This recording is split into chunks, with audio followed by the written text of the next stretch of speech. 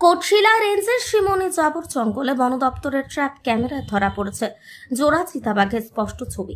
এই প্রথমবার নয়, আগেও এই অঞ্চলে চিতাবাঘের উপস্থিতি প্রমাণ মিলেছিল, তবে এবারের মতো এত পরিষ্কার ছবি আগে দেখা যায়নি।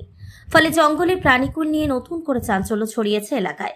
বন দপ্তরের তরফে জানানো হয়েছে, এই ছবি বন সংরক্ষণে দীর্ঘদিনের প্রচেষ্টার ইতিবাচক ফল।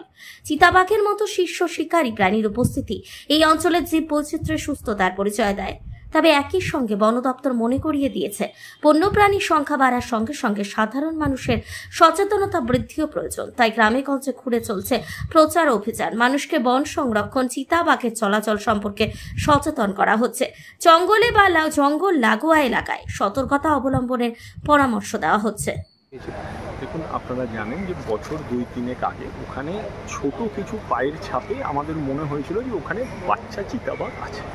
এখন আমরা যেটা দেখছি যে দুটি সাব অ্যাডাল্ট চিতা মানে বাচ্চাগুলি বড় হয়েছে, তাদের বাবা মা আছে এবং আরেকটি নতুন পায়ের ছাপ আমরা পাচ্ছি।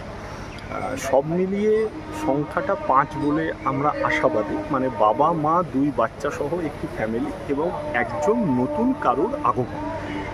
খুব বৃষ্টিতে ধুয়ে যাওয়াতে রিসেন্টলি গত 1 মাস ধরে আপনারা দেখছেন পুরুলিয়াতে আমরা পুরুষ মহিলাটা এখনো বুঝে উঠতে পারিনি, যেহেতু ধুয়ে গেছে। আমরা খুব শিগগিরই সেটা পেয়ে যাব। মেল হতেও পারে, কারণ টেরিটোরিয়াল ফাইট, একজন আপনারা তো জানেন ওয়াইল্ড লাইফ, একটি মেল তার পরিবার নিয়ে বাস করছে, মানে আরেকটি মেলের হিংসা হবে, সেও চাইবে এর মধ্যে আসতে। ফিমেল হলেও ঠিক আছে, সে এই পরিবারের সদস্য হতে চাইছে। আমরা সেটা কিছুদিনের মধ্যে আশা করি জানতে